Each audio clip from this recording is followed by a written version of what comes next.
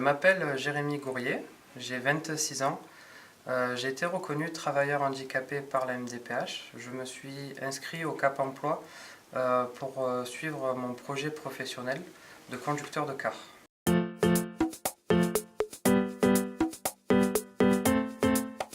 Cap Emploi, c'est un réseau national de 107 organismes spécialisés qui assurent une mission de service public et qui sont inscrits dans le cadre de la loi handicap de février 2005 et dédiés à l'insertion professionnelle des personnes handicapées en milieu ordinaire de travail. Les Cap Emploi sont au service des personnes handicapées et des employeurs privés et publics pour l'adéquation emploi, compétences et handicap.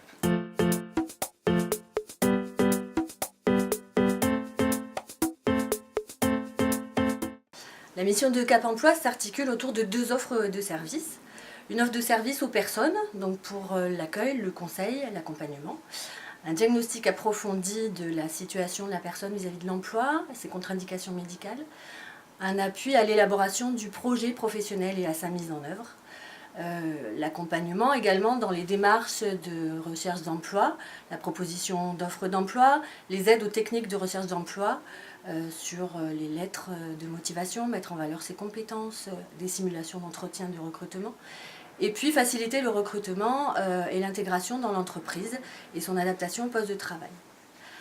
L'autre offre de service s'adresse aux entreprises privées et publiques, donc l'information, le conseil, l'accompagnement dans les projets de recrutement des entreprises, l'analyse de postes, le recueil des offres, la recherche ensuite et la présentation de candidatures pouvant répondre à ces offres, et puis le conseil et l'accompagnement pour la mise en œuvre d'aide ou d'adaptation au poste de travail pour les personnes. À l'occasion de l'accompagnement, j'ai passé une visite médicale pour valider la compatibilité de mon projet avec mon handicap.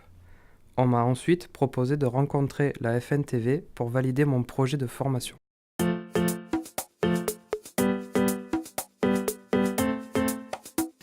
Alors la FNTV, Fédération Nationale des Transporteurs Voyageurs, est constituée de 23 régions. Pour ce qui nous concerne, la région Provence-Alpes-Côte d'Azur, elle est constituée de 120 entreprises qui représentent 7000 salariés. Ce sont des entreprises qui sont de toute taille, ça va de la PME au gros groupe national. L'activité de ces entreprises, ça va de la ligne régulière. Donc les lignes régulières, c'est d'une ville, de ville à ville, d'un point à un autre, un service qui se fait tous les jours. Alors quelles sont les missions de la FNTV en région ?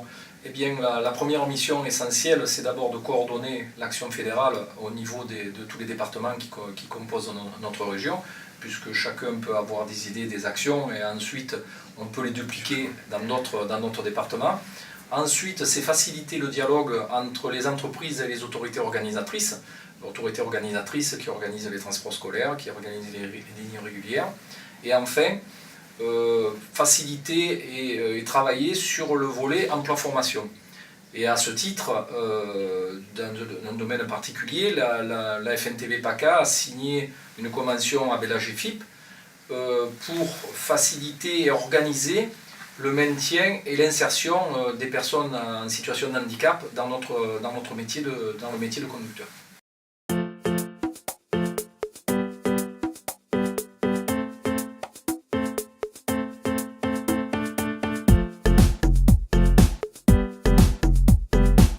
La GFIP, c'est le fonds collecteur de l'argent des entreprises qui n'ont pas leur quota de travailleurs handicapés, donc les entreprises de plus de 20 salariés. Vous savez qu'en France, depuis la loi de 1987, les entreprises ont l'obligation d'avoir 6% de personnes handicapées dans leur effectif. Et cet argent, une fois collecté, nous sert à la fois à aider ces entreprises à mettre en place des politiques d'emploi de personnes handicapées et dans le même temps, nous sert aussi à aider les personnes à mettre en place des projets quand elles sont frappées d'un handicap, mettre en place des projets qui leur permettent de se reconvertir ou d'aller vers d'autres métiers. Donc, ce qui signifie que nous avons plusieurs manières d'utiliser cet argent.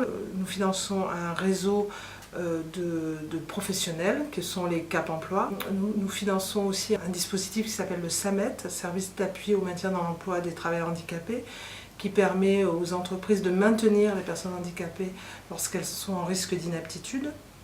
Et enfin, notre troisième service, c'est Alter, le service qui va aider les entreprises de 20 à 250 salariés à mettre en place des dispositifs pour éviter de payer une contribution à la GFIP ou en tout cas la diminuer. Nous finançons par ailleurs des aides aux personnes, donc sous la forme d'aides individuelles qui peuvent aller de l'aménagement d'un poste de travail à une aide à l'insertion ou encore une aide à la formation qui va aider la personne à reconstruire un parcours pour réaccéder à l'emploi. Et enfin, pour les entreprises, nous avons des aides de type convention politique d'emploi ou qui vont nous permettre d'aider là encore l'entreprise à mieux installer une personne sur son handicap. Je m'appelle Gérard Tournadre, j'ai 52 ans, j'ai pour projet de devenir chauffeur de car. J'ai été suivi par Cap Emploi qui m'a orienté vers la FNTV où j'ai rencontré la chargée de mission handicap. J'ai eu un entretien professionnel qui a permis de vérifier mes compétences, ma motivation, mon savoir-être. La chargée de mission m'a proposé de suivre le processus de validation avant de m'inscrire sur un dispositif de formation.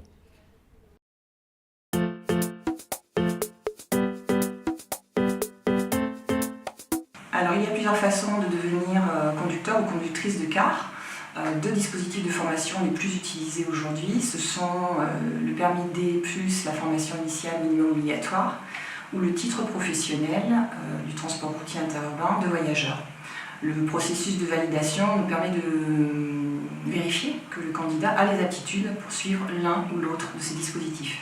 Donc après l'entretien professionnel, nous proposons aux candidats de participer à une information collective où nous en profitons pour présenter le métier, ses contraintes, ses conditions d'accès. Et on enchaîne ensuite avec des tests de niveau qui vont valider les aptitudes et les connaissances en français, mathématiques, culture générale. Si les tests sont concluants, on termine avec des tests psychotechniques qui sont réalisés par une psychologue du travail et qui va valider l'aptitude à la conduite au travers du test sur les réflexes psychomoteurs. L'objectif de notre exercice est de réaliser l'enregistrement de votre profil psychomoteur. Ce profil psychomoteur est en jeu dans la conduite et va permettre d'enregistrer donc les coordinations motrices, la latéralité au niveau de vos pieds gauche, pied droit, ainsi que la réaction par rapport à des sons. L'ensemble de cette simulation va permettre de réaliser votre profil réflexe qui augurera votre capacité à conduire ensuite un véhicule dans les meilleures conditions.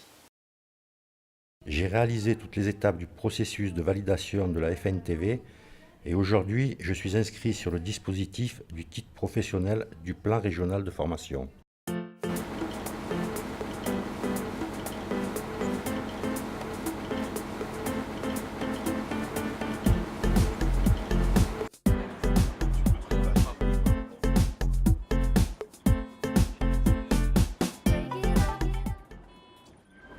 Donc là, on ira à droite.